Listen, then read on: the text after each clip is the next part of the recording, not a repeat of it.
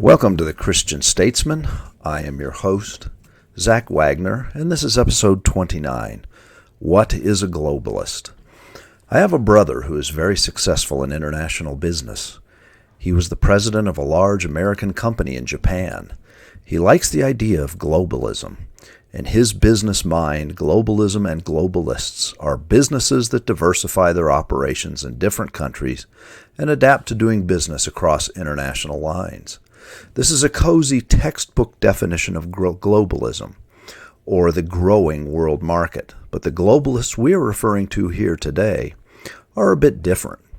An Oxford University study in 2018 revealed that there are now 60 families that control over half of the wealth and resources on this planet. Let that number sink in. 60 families. Most of these families have built up this wealth over centuries. They live beyond the reach of governments and control the destinies of many governments. These people, who dwell in the shadows of any media attention, are the true globalists. You will not find them on any Forbes 500 list. These globalists have names that seem like a page out of the history books. Rothschild, Habsburg, Rockefeller, Lee. Most have net worths in the trillions.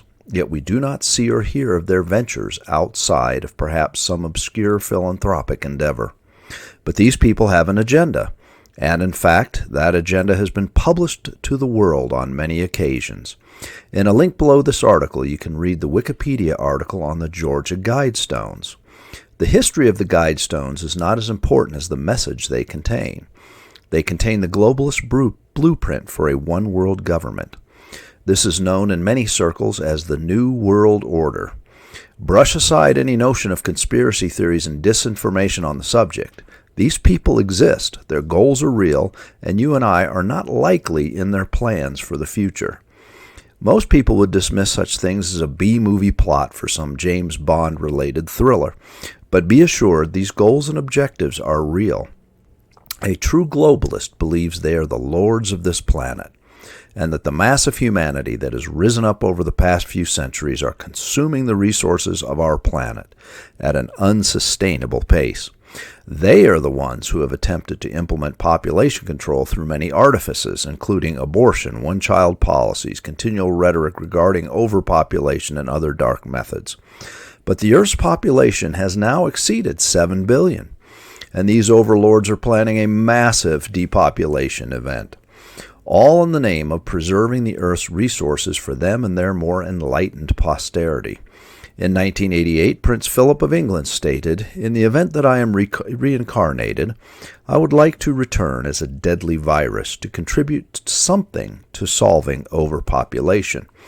Media mogul Ted Turner openly called for global depopulation as far back as 1996, overtly stating we needed to reduce the number of people on this planet by at least 90%.